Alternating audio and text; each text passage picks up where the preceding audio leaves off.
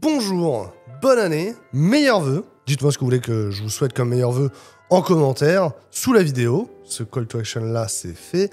Abonnez-vous et allez liker les vidéos sur la chaîne. Ça, c'est mes vœux. C'est les vœux de l'équipe de We Love Dev sur cette année. Dont on veut des likes. Voilà. Et alors, est-ce que cette année, vous voudriez avoir un bon manager? Alors oui, le sujet, il est chaud. Sur Twitter, j'ai fait un tweet claqué depuis le Vieux-Port le 26 décembre. Il a fait plus de 2000 réactions.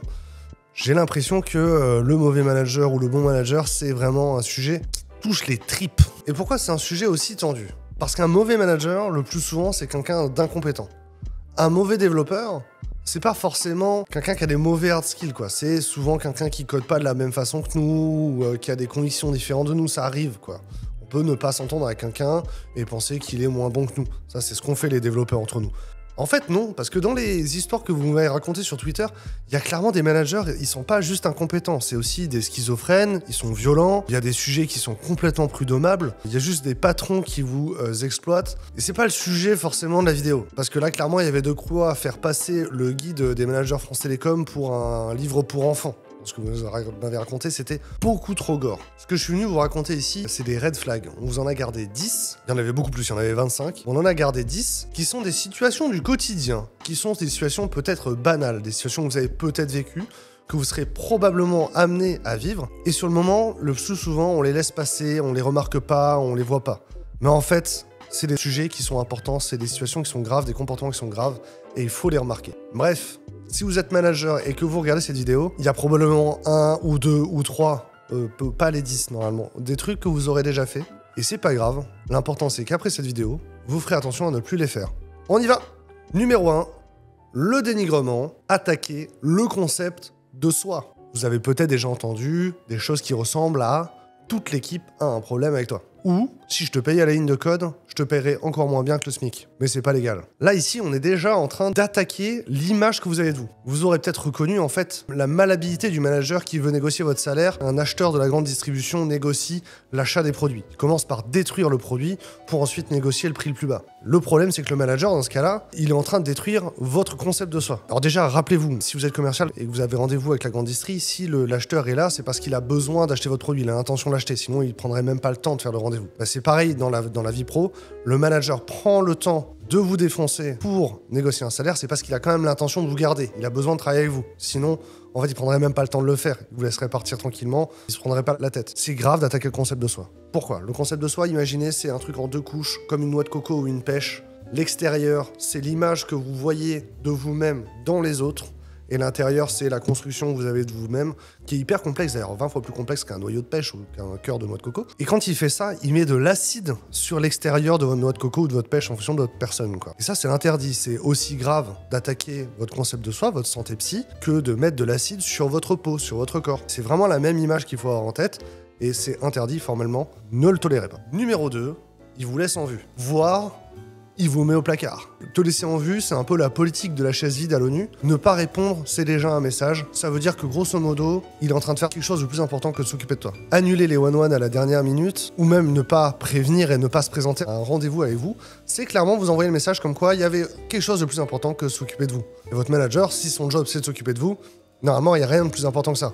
S'il y a quelque chose de plus important que de s'occuper de vous, c'est que son job, c'est pas de s'occuper de vous, c'est pas votre manager. Le step d'après, pour avancer vers le placard, c'est bien sûr le micromanagement. On va même dériver sur ce qu'on appelle l'effet Pygmalion. L'effet Pygmalion, on pourrait en faire une vidéo entière, mais le concept, de manière très très simple, c'est le manager pense que vous êtes une quille, du coup, il est sur vos côtes, ça vous stresse, du coup, vous faites des erreurs, ça lui permet de prouver que vous êtes une quille. Alors si jamais vous entendez un truc, et là je cite, on a entendu que tu cherchais ailleurs, du coup, cette année, tu n'auras aucune augmentation. Alors là, vous avez déjà un pied dans le placard. Pour vous pousser encore un peu plus dans le placard, la méthode consiste bien sûr à vous donner l'impression dans un premier temps que vous êtes dépassé. D'accord, vous êtes surmené. Alors vous êtes probablement plutôt en burn-out. De vous enlever les tâches les plus difficiles. Pour vous soulager, bien sûr. C'est vraiment bienveillant. C'est vraiment bienveillant. On vous enlève les tâches qui sont les plus difficiles. On va bien sûr les redonner à quelqu'un d'autre. Et au fur et à mesure, vous vous rendez compte qu'on vous laisse que les tâches où vous êtes tout le temps en situation d'échec, les tâches que vous aimez pas faire, et tous les trucs que vous aimez bien faire, c'est quelqu'un d'autre qui les a. C'est parce qu'en fait, l'autre personne n'est pas dans le placard. Vous êtes complètement dans le placard, et c'est à ce moment-là que la porte va se refermer sur vous. Numéro 3, les feedbacks négatifs ne sont pas faits en privé. Tenir ne serait-ce que des propos réducteurs à votre sujet devant votre client, c'est interdit. Ça ne devrait pas arriver, Parce qu'en fait, vous êtes la raison pour laquelle le client est dans la pièce. Si on tient un propos réducteur envers vous, on est en train de dénigrer la valeur que l'entreprise apporte au client. Ça n'a pas de projet. Ensuite, dans un groupe, par exemple, vous arrivez dans la salle de réunion en retard, vous faire remarquer « Ah, il est tout le temps en retard !» devant tout le monde, c'est pas approprié. Non, on est censé vous demander d'avoir une conversation en privé. Vous expliquer pourquoi le fait d'avoir des retards systématiques, c'est un souci, pour que vous ayez la place d'expliquer que vous avez des retards systématiques parce que vous avez un problème dans votre vie perso qui est extrêmement grave et que vous pouvez pas dire devant tout le monde. C'est pour ça que les feedbacks, on les fait en privé. Autre exemple qui nous a été cité, la manager qui balance à la tête de sa collaboratrice sur le plateau une balle anti-stress à l'effigie de la boîte. Qui sont les RH qui ont fait les balles anti-stress avec le nom de la boîte dessus? Ça voulait dire quoi? Bref, elle vous le jette à la tête en disant « À ce qui paraît, t'es stressé ». Là, on est clairement sur du passif-agressif, du sarcasme en public, c'est interdit. Alors bien sûr, dans les histoires fantastiques que j'ai reçues en DM, vous convoquez toute l'équipe pour vous remettre à vous un avertissement en main propre pour une faute grave, bah ça c'est interdit. Et annoncer devant l'ensemble de la boîte que le CTO va se faire licencier, enfin surtout s'il l'apprend comme ça c'est pas normal. C'est même vexatoire. A priori, devant un juge, ça se défend que c'est vexatoire, on peut demander une indemnité. Ah, et appelez aussi votre compagne ou votre compagnon pour lui dire que vous allez pas bien et qu'il faut que vous alliez voir un psy. Ça aussi c'est vexatoire, faut pas. Normalement votre manager n'est pas censé appeler vos proches. Numéro 4, sois douce. Alors on l'a appelé sois douce comme ça, mais bien sûr c'est toutes les remarques de misogynie banalisées. C'est toi qui feras le SAV pendant qu'on fixe les bugs. Avec une voix féminine, ça va mieux passer. Ça va, c'est avec toutes les fois où on vous dit t'es vachement agressive, ou t'es en colère ou quoi, t'es violente. Alors que vous êtes sur clairement un ton en dessous, et vous la contrariez, donc elle vous donne l'impression que vous êtes en colère. Puis c'est misogyne, simplement. Et bien sûr, le merci Darmanin, calmez-vous, madame, ça va bien se passer. Bah du coup, la misogynie banalisée, c'est déjà un red flag. Et la misogynie, c'est pas le seul sujet, il y a également les remarques racistes, les commentaires racistes, j'ai envie de dire. Le travail d'arabe, en particulier, qui est toujours encore dans le monde du BTP populaire, je crois, mais... Si vous l'entendez au bureau, c'est pas normal. On n'est plus dans les années 60. C'était déjà pas normal dans les années 60. Les remarques homophobes également, la masculinité toxique. Et merci Shirley pour ces témoignages. Shirley nous racontait sur Twitter qu'elle avait dû mettre en place une boîte à préjugés où les gens devaient mettre une pièce à chaque fois qu'ils donnaient un commentaire plus ou moins raciste. En l'occurrence, ce qui les concernait le plus souvent, c'était « ça, c'est bien une idée de juif ». Oui, l'antisémitisme est toujours une réalité.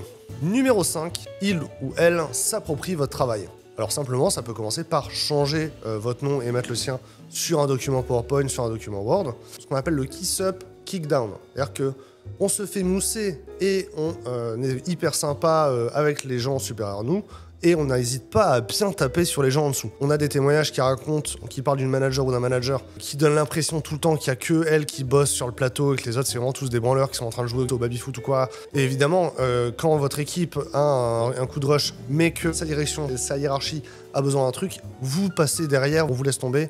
Évidemment, dans ce processus, les erreurs du manager vous seront reprochées. Le lead développeur a poussé en prod sans passer par une PR, sans faire le schéma de validation, parce qu'il est au-dessus des processus. Il a vraqué la prod, ce sera de votre faute. Ou du moins, ce sera votre responsabilité de le réparer. Ou du moins, ce sera de votre faute si ça n'a pas été réparé. Mais c'est de votre faute, c'est pas la faute du manager, c'est important. Bien sûr, si le projet est en retard, c'est parce que les membres de l'équipe sont toutes des quiches, classique. C'est pas du tout un problème de dénigrer les subalternes auprès des supérieurs pour donner l'impression que le manager est génial. Ça, du coup, c'est vraiment votre manager carriériste. Il en a clairement rien à foutre de vous et c'est un problème. Numéro 6, il ou elle ne tient pas ses promesses. Si vous êtes chez le client final en DSI, simplement les promesses d'augmentation, les promesses de changement de poste, les promesses de formation, les promesses d'avoir des nouvelles missions, les promesses d'avoir plus de budget, les promesses, enfin toutes ces promesses-là. Si vous êtes en ESN, c'est encore plus visible. On vous a dit, vous pourrez avoir des missions en télétravail. Ah ouais, mais en fait, là, en ce moment, c'est un peu dur, la situation, c'est compliqué. Du coup, en fait, il faudrait que tu fasses 3 heures de route par jour pour aller faire une mission à Aix-en-Provence. À la fin, vous vous retrouvez à faire 60 heures par semaine de travail et trajet compris. C'était pas le contrat moral à la base. Bien sûr, si vous êtes en ESN, probablement que vous n'avez pas des one-one. À la place des one-one, vous avez des restos ou des points avec le client et vous, le prestataire. Ces points-là, s'ils n'ont pas lieu, s'ils n'existent pas, en fait, c'est pas normal. J'ai déjà entendu des commerciaux qui disent « Mes consultants, ça fait 2 ans qu'ils sont en mission et je les ai pas vus, et je sais très bien comme ça. » Ben ça, c'est pas normal, en fait. Parce que le manager, même si c'est un commercial de SN, si on lui demande « Est-ce que vous allez bien ?», il doit savoir la réponse. Et s'il connaît pas la réponse, c'est qu'il aurait dû faire un rendez-vous avec vous pour savoir comment vous allez. Il y a des managers, on dirait qu'ils ont lu Le Prince Noir de Machiavel. C'est-à-dire que dans ce manuel, utilisé par beaucoup de politiciens, bien sûr, le Prince Noir peut faire des promesses qu'il ne tiendra pas parce qu'il y a quelque chose de supérieur ou d'extérieur qui l'en empêche. Sauf qu'à force de faire des promesses qu'on n'a pas l'intention de tenir, bah, les gens qui nous écoutent, ils s'habituent à juste pas nous écouter. Numéro 7, les crises d'autorité. Donc, par exemple, ici, là, je cite un cas. On confie au consultant, au développeur, à la développeuse une mission, en disant franchement, tu devrais faire comme ça. Puis plus tard, la tech est partie dans une autre direction. Ah non, mais on s'est mal compris. Il faut faire comme ça et puis c'est tout. Bien sûr, les très fameux t'es pas là pour réfléchir, t'es là pour pisser du code. Quand j'embauche un développeur, c'est pas pour qu'il m'explique la vie. Avec simplement aussi le personne ne t'avait demandé ton avis. Alors le boxing, en l'occurrence, dire quelque chose du type, là on parle de marketing, et les développeurs, en fait, ce serait bien s'ils se taisent, c'est vraiment équivalent dans le monde professionnel à les femmes, c'est mieux dans la cuisine. Ne le faites pas, ne le tolérez pas, c'est pas normal. Et en plus, en vrai, les crises d'autorité, on n'en a pas besoin pour communiquer. Si vous vouliez que l'équipe utilise du Kubernetes parce que vous êtes engagé auprès de X à ce que le projet soit sur Kubernetes, on peut dire ça, hein, on peut dire il faut que le projet soit en Kubernetes parce que c'est une contrainte.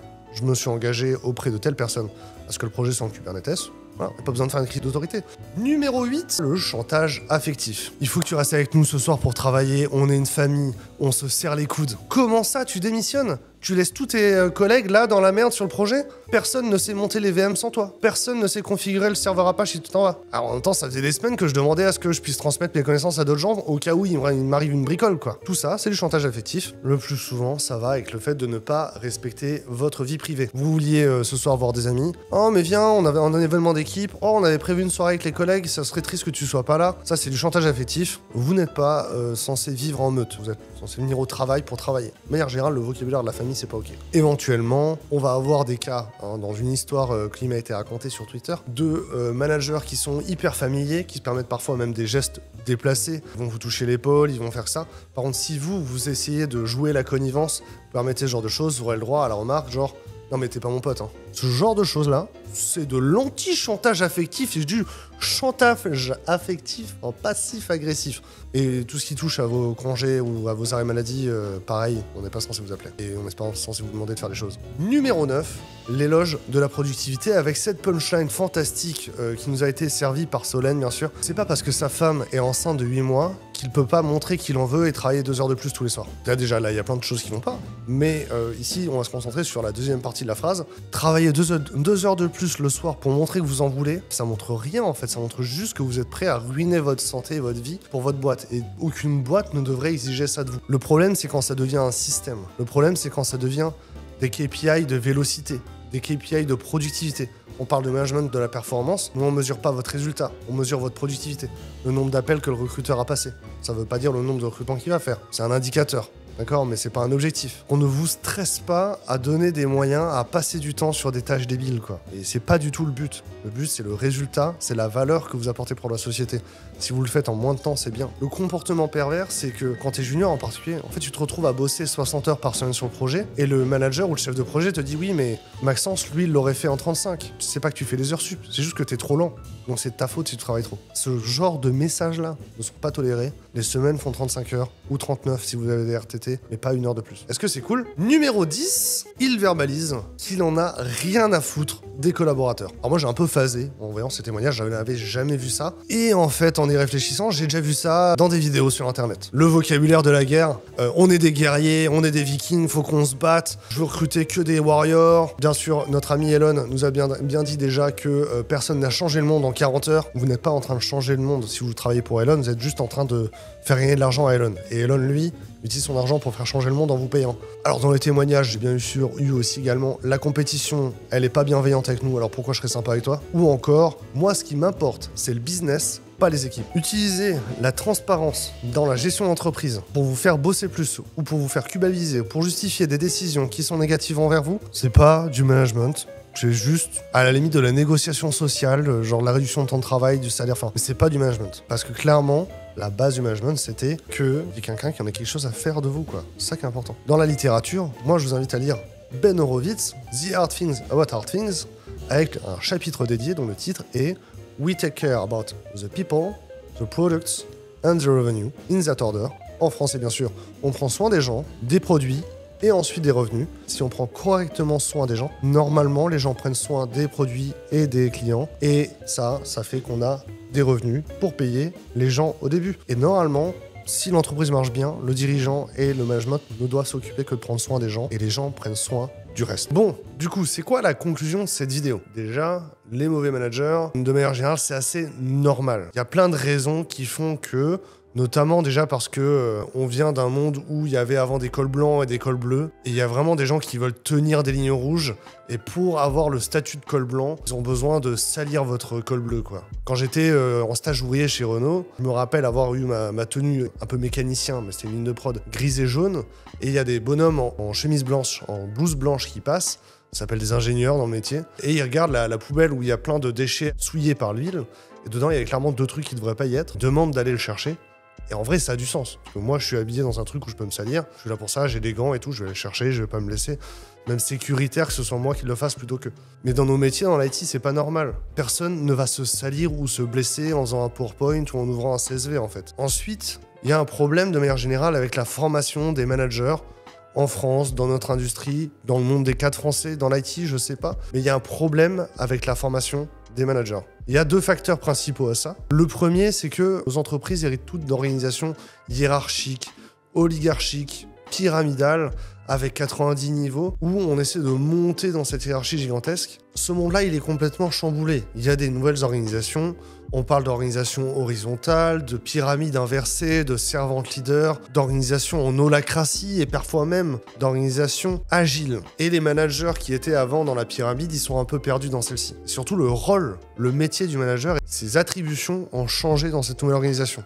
Et donc les managers hier sont pas forcément encore formés à ça. Et dans ces organisations, le rôle du manager, s'il devait n'avoir qu'une seule responsabilité, c'est de savoir si vous allez bien. Il faut qu'il y ait un endroit, un moment où vous pouvez parler sincèrement et parler de vous sincèrement, de ce qui va ou ce qui va pas. Le job du manager à ce moment-là, c'est de créer une relation avec vous. C'est du travail et il y a de la méthodologie pour ça. Pour que vous soyez à l'aise pour lui dire quand ça va pas. S'il n'a pas créé cette relation, on peut pas savoir si vous allez bien ou pas. En un mot, le manager dans votre quotidien, c'est celui qui en a quelque chose à foutre quand ça va bien ou quand ça va pas bien. Et il faut qu'il y ait quelqu'un qui en ait quelque chose à faire. Et ça, les écoles de management, ça apprend à gérer des projets, des entreprises, des business plans, des budgets, des projets, mais ça apprend pas à en avoir quelque chose à faire des gens. Et c'est pas non plus l'école de la vie qui apprend à créer des relations avec les autres. Ça s'apprend aussi, c'est des méthodos qu'on apprend, mais souvent après avoir une première expérience professionnelle. Bref, formez les managers, demandez à être formé au management, apprenez à manager, parce qu'on a besoin d'avoir des bons managers pour être heureux au travail.